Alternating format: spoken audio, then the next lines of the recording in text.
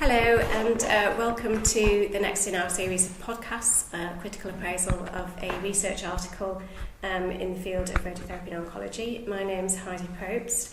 I'm in the room today with some of my colleagues and some students, and the academic colleagues that are with me are just going to introduce themselves to you now. I'm Robert. Hi, I'm Keely Rossbottom. And we've got 3 students with us as well today. So the article that we're going to review today is titled Deep Inspiration and Breath Hold in Breast Cancer, Development and Analysis of a Patient Experience Questionnaire. We thought this would be quite useful for our students. A lot of our students in Year 3, when they do their dissertation, are interested in doing surveys and questionnaire designs. We thought it would be useful to discuss a paper that had developed a questionnaire because it highlights some of the methodological issues associated with survey development and questionnaire design. So the author is Beaton et al. It was published in 2018 in the Journal of Medical Imaging and Radiation Oncology. So hopefully that information gives you enough to be able to find the article. So in brief, I'm just going to start the discussion off by just literally summarising what the article is about. So deep inspiration and breath hold is a technique that is used in a number of different sites within radiotherapy, particularly for patients who are being treated for breast cancer, particularly women who have been diagnosed with a tumour for the left breast. The aim of breath hold is to facilitate moving the heart out of the field and to reduce the mean dose to the heart. And this paper really has identified a gap in the evidence, and the majority of the literature out there is around how well deep inspiration breath hold itself works in terms of minimising dose to the heart compared with free breathing, but there's a paucity of information about the patient experience really, and that's what this study is about. The authors designed a patient experience questionnaire, in short, and gave it to 30 patients in a single radiotherapy centre who were undergoing deep inspiration breath hold as part of breast radiotherapy. These patients were using a particular, or this department used a particular technique for deep inspiration breath hold. There are a number of techniques, but they use something called the ABC approach, which is linked to a particular linear accelerator manufacturer. So the experience is particularly related to that type of equipment. So basically they gave the questionnaire to the patients at 3 different time points during the radiotherapy process, at planning in the 2nd week of treatment and in the final week of treatment. So I'm looking around the table here, people to make sure I got that right. The questionnaire is produced for the reader in the appendix, which is really helpful, and I think there was about 11 questions in total. So essentially what the results show in a nutshell is that the patients of this particular sample were reasonably well satisfied with their experience and the coaching that they received. There were some interesting results for how anxiety and fatigue manifested itself across the period of planning through to treatment, and we will discuss that when we get through to that section of the study. So basically, there isn't a questionnaire previously for examining patient experiences of deep inspiration breath hold, and so this is a unique piece of research in that area. That's a very short summary. Anything that I should add? Yeah. We have recommended the use of a questionnaire checklist for anybody who's following along with us, and it's something that's been used in some NICE guidelines as a methodology checklist for questionnaires. And I'm going to use that just simply as a structure for going through the article. And that checklist starts by asking whether, for example, was a questionnaire the most appropriate method for the question that was being asked in this research study. So I'm going to hand over to the others who were here with me. What do we think was the method appropriate for the focus of the study? So the focus was to achieve a greater understanding of the patient's experience with deep inspiration breath hold, particularly the use of the ABC device and the coaching that was received or provided by staff. I think so. I'd say yes. I mean, you could argue that get richer data if they interviewed the patients or held some form of focus group, but they also acknowledge later on about issues of respondent fatigue and having to participate in that kind of stuff. So I think using a questionnaire was the most appropriate way of gathering this data. I think because they wanted to sort of get information from patients at 3 different points in treatment. I think, like Rob says, to ask people who are coming in and having treatment to do focus groups or interviews, that possibly would have been too much. I think, like Rob said, we won't go too far into it, but they've acknowledged themselves that perhaps, without going into the critical appraisal too much, they could have gone about the way that they distributed the questionnaire, how they looked into whether the questions were going to actually get them the answers to what their research aim was, and whether the data is rich enough for them to be able to draw conclusions specifically about what their aims were. I don't know. That's something we'll probably talk about as we go. Okay, I mean, let's talk about, maybe we should talk about that now, is how they, maybe the development of the questionnaire took as the focus of the study. So how they went about actually designing a tool from scratch, because there wasn't one that they could lift off the shelf. Yeah. And so that is quite a common scenario in research studies where you want to survey a particular population or a sample and you aren't able to lift something from elsewhere. Ideally, if something has already been developed and it's been validated and tested, that's the best thing to do, is to lift one that's already well tested. And when that isn't available, you have to create your own. And so what this team did was they did use something that has been developed previously, which is the distress thermometer. So that's quite well tested. What I felt was in the write-up, the authors didn't really go into a lot of detail about the testing that's actually been done on that distress thermometer, and I think they could have done. I think it has. There was a number of studies more recently that have used the distress thermometer and have tested it for repeatability, and actually it tests quite well for repeatability, and that means for anybody, sort of students who are new to research, it means that if I was to give the distress thermometer to a group of patients today and ask them to score themselves in terms of distress, and then I ask them to repeat that exact same thing maybe a few days later, it produces pretty similar results. It's not a huge amount of variability, so that's a kind of test-retest capability. And that some studies have done that with different populations, so it is important that it's tested in different samples. So it's been tested in elderly or sort of older cancer patients and in other subgroups. What was interesting actually is the distress thermometer itself. It was designed, it comes with a series of additional questions, symptom-related questions, that give a bigger picture about what the distress is that the participant is experiencing. And I might be wrong, but I don't think they use that. They just use the actual pictorial. That was the impression, but they also commented that it was an assessment that the patients were familiar with and it being used in other contexts. I can't remember exactly where they commented on that, but it pointed out that it was something that they were familiar with and provided the rationale for using it. So maybe all that additional information was something that they'd experienced before. Right. Not clear, but I think it's fair to assume that it was. And so that was one part of the...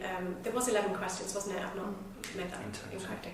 So the other questions, they developed themselves with a little bit of input from some psychology colleagues, and they used a Likert Scale, which is a common way of asking for attitudes or symptom scoring, actually. So there are some really good quality of life symptom scores for cancer, particularly the EORT, CQLQ, C30, which is a long name, but it's very well validated and tested very well for reliability. That uses a very similar symptom scoring, and I can't remember, and I'm looking to my colleagues here for help,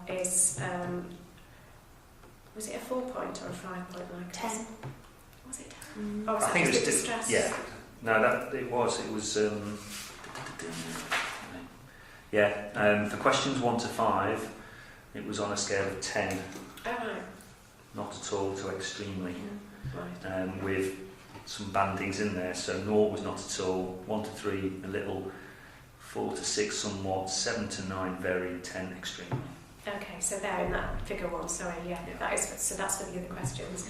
And there is lots of different views about the number of responses that you can have or should have in a Likert scale, and how that affects people's filling in approach. I think with them getting quite saturated by the end of the data collection, people weren't filling in the free text. And actually, it is a bit overwhelming deciding 1 to 10, isn't it? I think if you've got 1 to 5, what extra you've got to think when you're designing a questionnaire, what it is that you actually want to give the options for, and actually what would the difference between someone saying 1 or 2 when they both mean a little, how rich is that data going to be, and actually in terms of overwhelming the participants when they're tired and fatigued towards the end of treatment, perhaps giving them 10 options is a little bit too much to say. Because they're doing it's a repeated measures approach, is that, it's going to be relative to the individuals, and different individuals might interpret those points on that scale a little bit differently.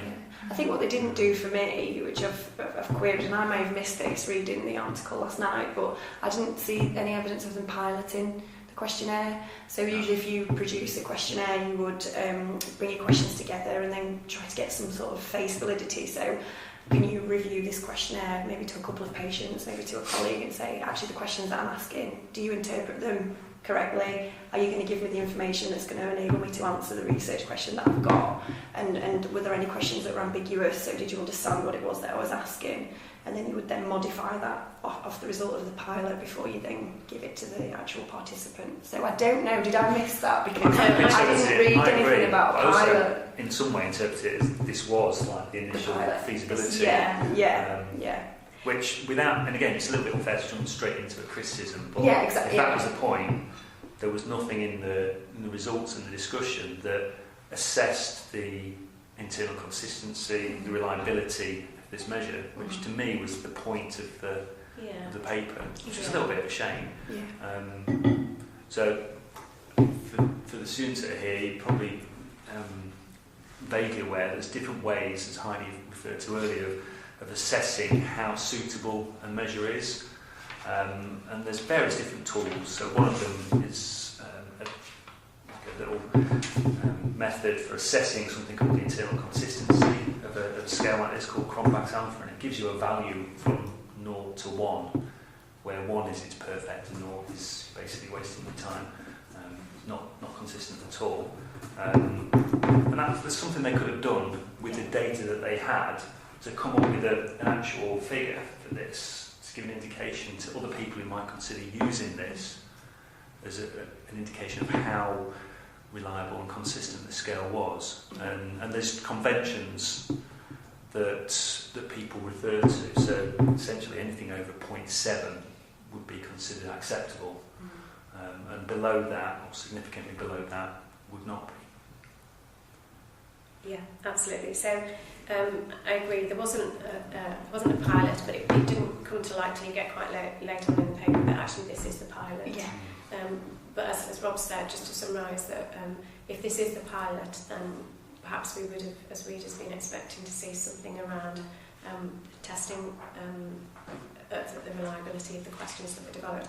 And in terms of the development of the questions, as well as a researcher, it felt like they were very researcher-driven questions, so it didn't feel like there was any patient or public involvement in the design or assessment of those questions. So as researchers, we would normally encourage, or we would at the very early stage, we would either develop some questions ourselves, or we would work with patients or people who were from the target sample to look at what are the issues that need to be included in that survey. So from an idealistic perspective, what might have been nice would have been if they'd had a little focus group of patients who had gone through deep inspiration breath hold, and they chatted through what was your experience like, what sort of questions are relevant to ask individuals who are going through this process. So it's less researcher driven and more relevant to the individuals who are having that treatment. So I think that was a slight downfall. It would have been nice if they'd done it. They maybe did, but they maybe didn't just... I also thought the questions were a little bit persuasive. They were worded, so question 9, for example, just on page 5, what are we, the staff, doing well in this process? What are the staff doing well? And it's kind of putting into, you've got to be very careful when you word a question to not lead somebody into a certain frame of mind. So I'm sure there may have been, it does say what can we improve, but I think they are quite positively worded. I'm not saying that's necessarily a bad thing, but when I read it I just thought, oh, that's quite persuasive, and what are we doing well? It's not how did you feel the staff. I don't know off the top of my head how I would word that differently, but if you were piloting and you were asking about, is this question leading, or is it going to give you a certain perspective when you answer it? There's just different ways. And again, it's been very nitpicky. I'm sort of reading it and picking out the small detail, but it's interesting. We didn't really talk about that part of the questionnaire design. So the first, is it 1 to 8? 1 to 8 or 1 to 7 were quantitative on that Likert Scale. 1 to 7, yeah. 1 to 7, yeah. And the remaining questions were meant to be open text, but actually where the participants are meant to be able to reflect on their experiences, but actually they're quite the questions are written in a way that require almost a yes/no answer, rather than, so qualitative questions where you're asking people to give a comment, you really want them to be open to get richness of data. So, for example, it might have been better to have a question, say, that said, tell us about your experience, and then they can volunteer whether it was positive or negative or not, or neutral, or see where they're coming from, rather than it being very leading. Otherwise, if you're asking something that requires a yes and no answer, you may as well just have a question that says, a tick box, yes or no. That's probably the only free text question they needed. Yeah. Tell us anything relevant about your experience today. Yeah. And that would be it. Yeah. So in terms of, I guess in summarising the design of the questionnaire, we feel there probably could have been better attempts to look at reliability and repeatability, and also maybe in designing the questions having some patient-to-public involvement. I wasn't entirely... I can sort of see why they were asking about fatigue and anxiety and distress within there. I think it was obviously related to their experience with the ABC device, but it wasn't absolutely clear. No. And there are other validated scales, MFI-20, which is used widely to assess.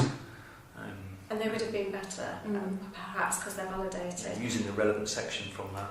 Yeah. I also thought that the first, taking the baseline, so the first bit of data from the patients was at planning, and then it mentioned about how certain there were some outliers when they looked at the results. There were some outliers that suggested people had very high levels of anxiety, and it was always disregarded that these people were very anxious before treatment, but actually there was no evidence presented that there was a baseline level to say, actually, before these patients, or before they walked into a radiotherapy department, did they suffer with high anxiety? So actually, can you then equate the anxiety they feel on treatment to the treatment, or is it because they've got other things going on? So there was sort of a little bit of a... Well, that's actually I was surprised by that. In question 7, do you experience distress, anxiety in your day-to-day life? They were really low. I think not at all or very little. Yeah, I think just going back to the timing of the questionnaire as well, we haven't touched on that, but I do like the idea that they did it longitudinally, and I think that's a really positive thing about the study. They didn't just take one snapshot at a point. They kind of tried to look and follow, see whether that changed over time. What I'm slightly confused about is the choice of when they did that. So they did it at planning, week 2 and week 3, and I'm not sure why they missed out week 1. So week 1 is in kind of intuitively, you would think, would be a period of very high anxiety. So they may have, for me, might have missed actually when the patient's likely to be most anxious, because as a patient you're thinking, well, okay, this is it. Planning was a little practice run, and this is the real thing. And so they missed, I think they missed some issues with the equipment. So it's ABC, it's force inspiration. So actually, you do that at planning, that's the first experience you've had. you might just be happy to be there and happy that your treatment's being, going to be pulled together. That first, like Heidi said, the first treatment, that's when you really, wow, this is it, this is real, I've got to use this equipment. Actually, around the second week, they might be into the zone thinking, actually, it's not as bad. It's kind of like, I imagine, childbirth. At the time, you think it's absolutely horrendous, but people go off and do it again because you kind of forget that there was that initial awful excuse me, anxiety, and then obviously by the end of treatment there's that optimism, that sense of satisfaction that you've got to the end, and that pride, and that, as there should be, that they've completed treatment and they're living with that optimism to go on. And actually, it's on their first treatment, patients you can see they're very nervous. Actually, they might have tried something on planning time, but on the actual treatment day they're very nervous, and then once it's done, they're like, oh, this is it. Yeah. They say it after having their treatment, so you can see there is a little bit of relief. Yeah, because they know what to expect, maybe, Yeah. and I think that's a good point. I think maybe the authors had a reason for doing that, but it would have been nice to maybe understand a little bit more about that, and I do think it does kind of take away a little bit from the results of, which we will come on to, of anxiety, because I think there's the gap there, isn't there, very intense. I think the other thing to mention before we start to talk about the results in detail is just to talk a little bit about how they've analysed the data. So they have this Likert Scale of 0 to 10, and again, just to explain for people who are new to questionnaire design and maybe quality of life questionnaires are done similarly. So what they've done is these are actually discrete points. So and Keely touched on it briefly. So when we've got in there, they've got a little is covered by points 1, 2 and 3. Somewhat is covered by points 4, 5 and 6. So what we don't actually know is whether the difference between point 2 and point 3 is exactly the same as the difference between point 7 and point 8, because they're just category points. But called it continuous data. But they have classed it as continuous data. But a lot of researchers do. Yeah, it's quite common. But actually, in the purest sense, this is not really continuous data, like height is continuous data, or distance is continuous data. This isn't truly continuous data, so you have to be a little bit careful about how you use the data. So they've used it as though it was continuous, and they've used a mean and a standard deviation, but actually, so for example, if you get a mean score on fatigue, say I scored it as, say 4, and when you look at the sample, the mean score might be 4.5. Well, 4.5 doesn't actually exist on this scale. It's either 4 or 5. So what does 4.5 mean? It doesn't mean anything. So that mean score sometimes doesn't actually relate to anything at all, really. So you just have to be a little bit careful when you interpret the results. That's not to say that what they've done is completely wrong, because it is a common thing that you will see in research articles of this nature. And in fact, that's how you score the EORTC. QC30 is a very similar. It's in the guidelines, doesn't it? Yeah. Allows comparison between it does allow comparison. So that's why I've done it, but you just have to be a little bit careful when you're talking about the results and how you interpret them, and I thought it was useful to say that. They say that they've used thematic analysis with it qualitative. That's a very common approach to qualitative data. It's a very well used, well-known method for analysing qualitative information. So I think probably worth us moving on to the results now, if that's all right. So I'm looking around at everybody not nodding at me, that's great. So I think the first thing to comment on for me is that they had 41 patients, but actually they excluded 11 because they were unsuitable for deep inspiration breath hold, and they were then treated in free breathing. And I think about 7 out of the 11 were unable to hold their breath for the required time of 15 seconds. And I can see why they have excluded them, because they didn't actually go ahead and have a deep inspiration breath hold, but that's 7 patients whose experience are excluded, and we're talking about patient experience of being able to do breath hold, and I think that's a real shame, because those patients might have been really anxious because they aren't able to have breath hold, and they might be worried about what does that mean for my treatment. I mean, they do say, actually, sometimes even in free breathing you can't get very low mean heart dose anyway.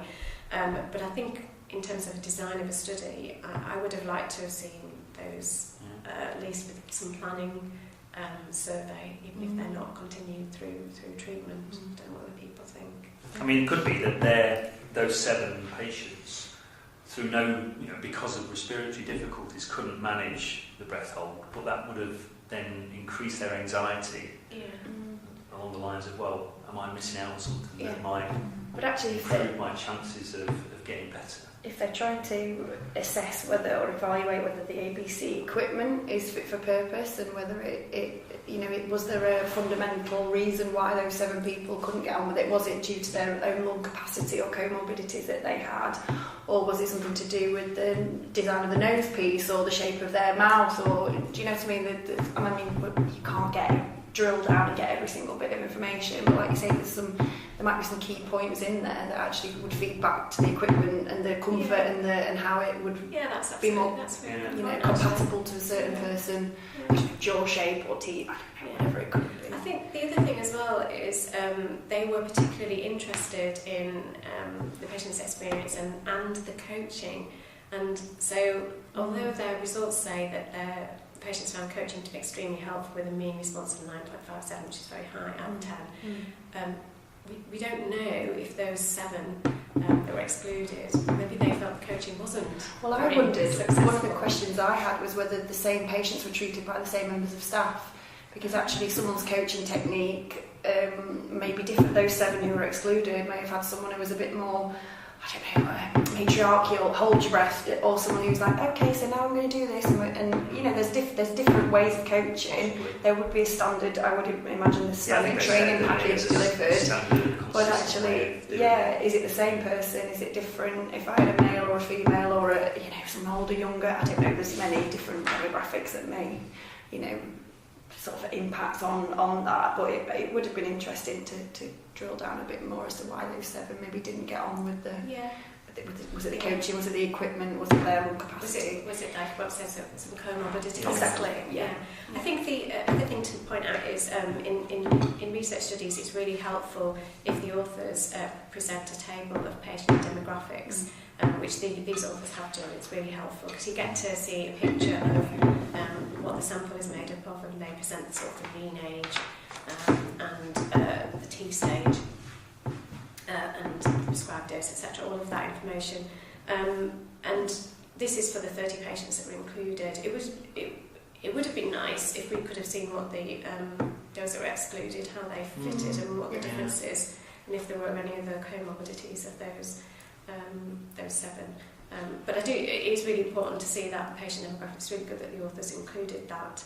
Does anybody have anything to say about that? I mean, I for example felt that I am being super critical, but it is only a pilot and it's only 13. You take what comes in that type of study, but it is quite heavily weighted to patients with very early stage breast cancers, i.e. T1 and N0 patients. So in that respect, the sample may display lower levels of anxiety and distress than perhaps say if the sample had included patients with more later stage disease like T2 and N1 cases. So intuitively those patients might be more anxious because they're at later stage disease. And you wonder whether they could then tolerate that technique if they're genuinely feeling more anxious as to whether that's true. The other thing that I found interesting from the table of demographics was the number of participants who had hypertension, which I think is it 6 out of 30, so that's at 20%. Yeah. So 20% of the sample had hypertension, and I was kind of slightly worried about that because there's an interesting article published in the British Journal of Radiology in 2014 by author called Parks about patient safety during breath hold. And that article raises concerns that breath hold, even in young, healthy adults or healthy individuals, tends to increase blood pressure when you breath hold. And so if you already have hypertension and then you asking somebody to breath hold, because there can be a point where it can be quite risky if people's blood pressure goes, systolic blood pressure goes above a certain level. And so I did find that quite interesting, and I know some centres do screen for certain factors before they introduce breath hold. So I don't know what people think about that. Yeah, I thought, why didn't you exclude those? Yeah, I would have expected them to possibly have been excluded. I don't know what. Yeah, it was just interesting to point that, to kind of look at that. I just wondered as well. This has again been quite pernickety. Is the hypertension diagnosed pre-treatment? Because actually a lot of people get white coat syndrome. So actually, even if you've got diagnosed hypertension, you might be on blood pressure tablets, and actually your reading might be low. But for someone who actually does get white coat syndrome, and since they're in the hospital, the blood pressure shoots up. You know, I know that's not sustained; it's only for a certain amount of time. But then if you're in breath hold as well, I guess that could be something to consider. I think that's a good point, actually. How consistent is that with the general population anyway? 20%. Yeah. Of that kind of age group. Yeah, so you're looking at probably 55 years. about right, I would think, but I don't know. I don't know either, actually. It's a good point. I was just looking as well, sorry Heidi, about the difference in dose and fractionation. Obviously looking at Australia, 42.5 grade 16, and actually 12 patients were still having 50 grade 25. I just wondered whether that people who were having more fractions, and whether that made anxiety different, or the timing of the survey, because there were two different dose and fractionation regimes going on with that. Yeah, that's a good point. And why they were using 50 grade 25? Yeah, it's a good question. That's another study, that's another discussion, I think, a full discussion. Yeah, so if we kind of look at the results that were reported, so they found patients were, found that the coaching was extremely helpful. We've kind of commented on that particular result. They also then go on to mention something about general fatigue levels appeared to increase significantly between planning and the end of treatment. And I think we kind of know that already from lots of other studies, that patients get their fatigue as they go through radiotherapy does start to increase. They tried to they stratified whether or not patients received chemotherapy, but they could find no significant differences between mean fatigue levels at any time point. And I think it's probably worth noting at this point that the sample size is only 30, so any subgroup analysis will be difficult, and there are quite small numbers in the subgroup analysis, and it might not be sufficiently powered to detect a difference. So although they say no significant differences were found between patients receiving or not receiving chemotherapy, that doesn't mean that a difference doesn't exist. It just means they weren't able to detect it in that sample. And really, I suspect, and I'm looking at Rob here because he's the maths guy, but I suspect it's probably because the sample size wasn't big enough, maybe. Yeah, you usually have to, I can't remember the numbers, if you want to do some analyses, you've got quadruple sample. To make that sort of subgroup, yeah. And also you're talking about people who are having chemo and aren't having chemo. Again, it's relative to how they felt before they started their treatment, isn't it? So if you ask two people who are feeling both very tired to try and measure a difference between someone who's even more fatigued, potentially because they're having chemo, as opposed to someone who's just having radiotherapy, again, it's difficult to kind of say if anyone's feeling more fatigued than the other. Do you know what I mean? I think across. Yeah, how tired is tired? How do you know what I mean? It's all that perception using that scale again. Yeah, again, like baseline. What was your baseline? If you asked me when I was not having any treatment, and do you know what I mean? There doesn't seem to be a difference there. Because this is obviously looking at a patient experience, is there any studies or evidence showing that people's answers are maybe less genuine or less thought about because of fatigue? I mean, if you've gone through a round of chemotherapy, you're already fatigued, then you're into radiotherapy, then you get a level of fatigue. Yeah. Surely that your state of mind isn't going to be quite the same as somebody that has just had radiotherapy who may not be experiencing quite the same level of fatigue. They may think more about the answer, they may care more about the answer, whereas somebody just looks at a number and goes 7, 7. Well, that's reflected in that there was a significant increase in the number of everything answers as treatment progressed. So actually, I'm nearly finished finished treatment now, I'm absolutely shattered, like you say, and I haven't got the capacity to actually sit and distinguish between a 1 to 10 or a, how are you feeling about this, just everything, and that's... I think that's a really good point. I think the other thing that's related perhaps to that is what perhaps this questionnaire didn't really capture was, so people are fatigued because of their cancer treatment, but also they may be fatigued by the things that are happening in their lives. Life goes on, doesn't it? So we don't know that somebody might be fatigued because they've got 3 children under the age of 5 that they've also got to deal with. So they might not have had chemotherapy, but they might be really fatigued because they've got all sorts of other stuff to deal with, whereas somebody who's having chemotherapy might not have that. So there's all that stuff in the background, isn't there? We don't really know. That's where a different research method, such as a focus group or an interview, could I think also the quality, having a quality of life measure that runs alongside helps with that, because you pick up other things that are going on and that you...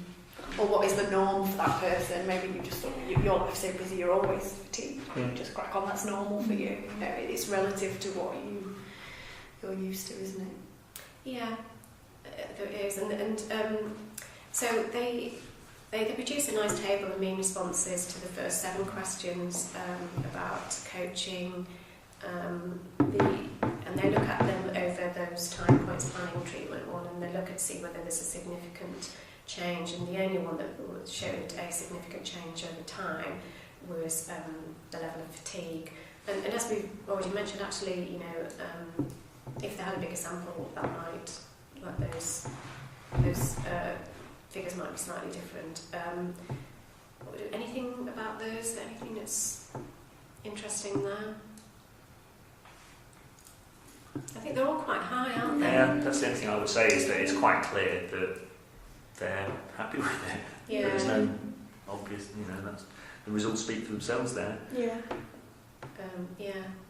And the anxiety levels in your day-to-day life. Yeah, that's what I was surprised about. They're really quite low. They're quite low, aren't they? Yeah. So that is an interesting thing that we probably wouldn't have expected. The qualitative information now, that's quite interesting. In particularly how they presented that qualitative information. I'll be honest, that's not how I was expecting it to be presented. It's pretty unusual to present qualitative information as a pie diagram, because pie diagrams are meant to be reflected of quantitative data, really, in terms of how many people responded in a certain way, and the whole pie is meant to add up to 100%. So I found this quite difficult to try and get my head around. So if, for example, we look at question 9, which is on this diagram, what are we, the staff, doing well in this process? So the first one at planning, they've got sort of a red section, a blue section, a grey and a green highlighted there. So from what I've worked out, there were 30 patients in the sample, so they've got a 6.45% there, and that doesn't work out to be a whole person. So if 2 people had made a comment about that, it would be something like 6.7%. So I don't know what 6.4% refers to. It's one person plus a bit.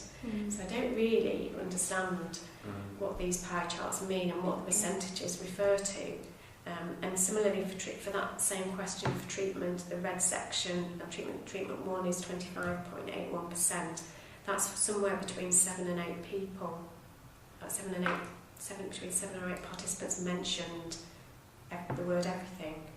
So I don't quite know what to make of these charts. I struggled a little bit, and it's not really how I would recommend qualitative data being presented. And qualitative data really is meant to give you the richness you're looking for, what participants say, and the words and the language that they use, rather than using it to give numbers. And it would have been better for them to have those criteria saying, in terms of I'm confident in the staff, or I'm not confident, or I'm supportive, so that they could tick them if they wanted to display in that particular way. Anybody else have any thoughts? No, absolutely. No, I mean, I printed it off in black and white as well, so I couldn't see what the differences were, which is my own fault. But yeah, I kind of looked at that and thought, like you say, it doesn't give you the richness that the quantitative data would have done. So, and also this thematic analysis. They said there were. Have I missed that? To me, this looks like a summary of it. Yeah. They've done the analysis. That's They've categorised it, and then they've presented that in a quite quantitative way. Yeah. Yeah. I think so you missed that. The last thing, what can we improve? They've not categorised that as nothing other. I don't know what that means. Or not applicable. I'm not sure what the difference is between other and not applicable in that context. It was not applicable. Not applicable. Oh, that they didn't fill it in. They didn't fill it in. I don't know. I don't know. It probably says somewhere. Oh yeah, not applicable there equals no response. Oh, okay. Yeah. I just think Oh yes, sorry, it's underneath. I think it would have been helpful as a reader. It would have been helpful to have as you say, the thematic analysis concepts or topics or the main themes in a table. Yeah, absolutely. Really, and then some discussion key, around it. Just some key comments or some things that were frequently said from between the patients. I think, like you say, to have free text, to have 4 free text answers or questions and no representation of that in any kind of table is a bit of a waste of the data actually that they've got. Does anybody have anything else they want to comment on in the results? It might just be my interpretation, but we've talked about the outliers, which I think we've discussed, but it says some patients express concerns about discomfort with holding the distress button. Other concerns were arm positioning, temperature of the room, and a direct association with DIBH or the equipment. And then they've said, however, a direct association with the DIBH or the equipment could not be identified in these cases. But if they've said that they've got concerns about holding the distress button, surely that's a concern with the DIBH equipment. If they're trying to evaluate whether the ABC equipment is comfortable for patients and that they can get on with it and use it. I queried it, I just put question marks, it didn't really make sense to me. It's like, well, you're telling me that they're struggling with the arm position, they're struggling with holding the button, which is part of the equipment, and then you're saying, but then you can't there is no direct association. I didn't really understand that. I just thought there was something not quite right with that. And I think the other thing you mentioned there, Kelly, was about they mentioned these patient outliers, and I wasn't really quite sure about that. So in the discussion they mentioned that they've put some consistent patient outliers were identified in the results to questions 2, 3 and 4. And they've kind of dismissed those as being, well, personal anxiety was noted to be significant for those patients.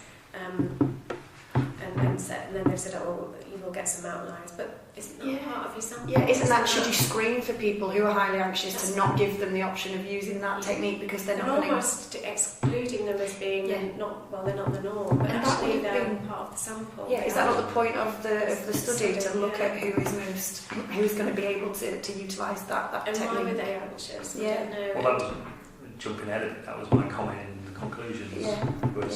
They put the use of DIBH in the way that people within our department was acceptable to patients. And I put, who could use it? I think that's a very good point. Does this data show that there's a certain subset of patients who might be highly anxious naturally, who aren't going to be able to cope, or it's going to give them so much anxiety to be in that situation using that equipment that they shouldn't be?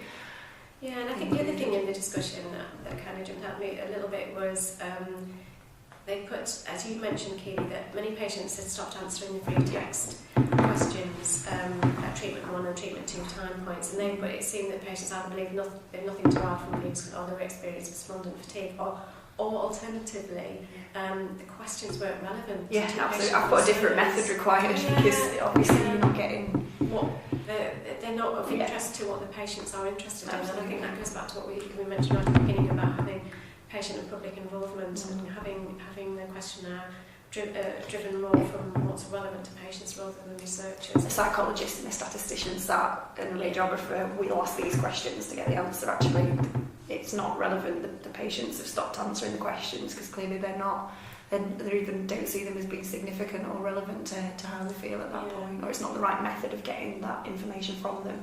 The questionnaire at that point in their treatment isn't the right way to get that information from them. Yeah.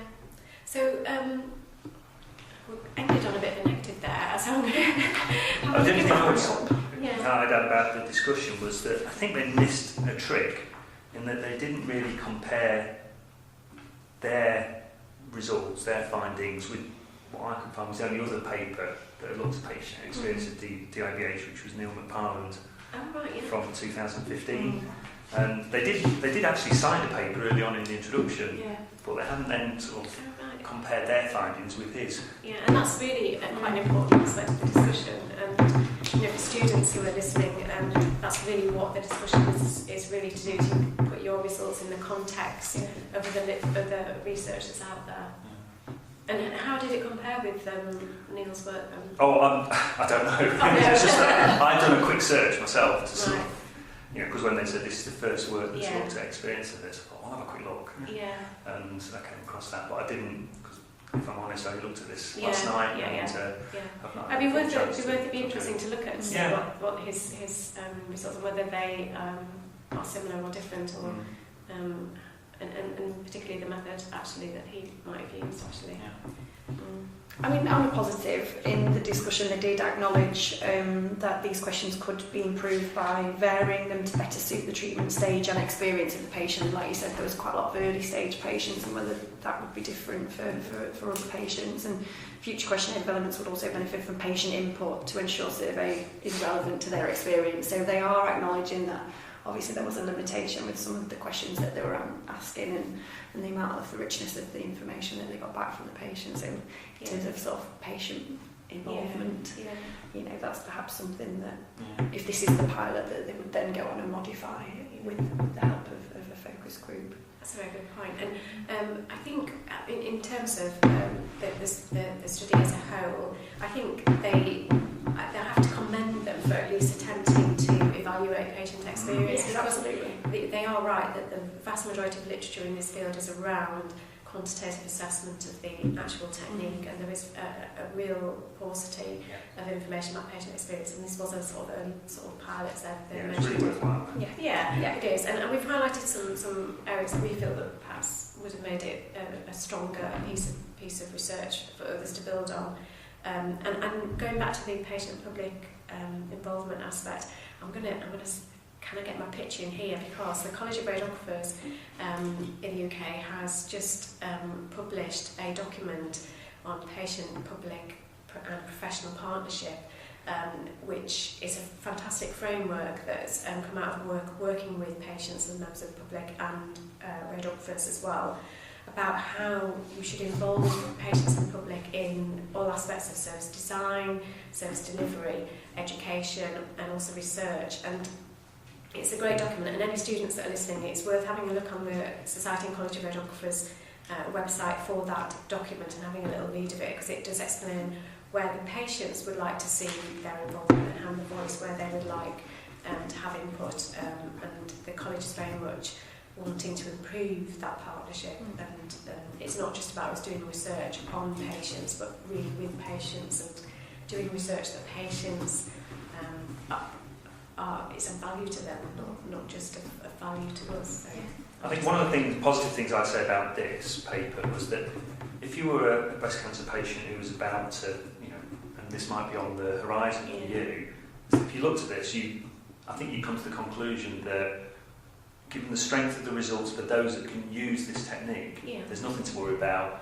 It's manageable. It's not going to affect your anxiety and fatigue levels in any significant way. There was nothing equivocal, I think, in those actual results. I mean, yes, there were some perhaps minor flaws in the methodology and the methods that they used, and the sample size was small. But those scores in terms of how easy was it to use, and they were right up there, and anxiety was right down there. Yes, we missed a few bits and pieces for those that were excluded. That's a very valid point. If you're suitable, if you can use this and there's no issues, you'll be fine. And also take some sort of comfort to know that radiographers and researchers are interested in patient comfort and patient acceptability of new devices and new techniques, because I think for a long time the NHS or medical professions have been, the doctor does this, has said this, you will do that, you will take this, you will do that, and actually patients are so much more better informed these days. Absolutely, with the internet, and sometimes too informed, but actually to take some comfort to know that people are interested in how they adapt to technology and how patients suitable will it is. access this. Yeah, absolutely. They So will. that's something They'll to read it really, and they will make a decision about, is this something I need to be worried about?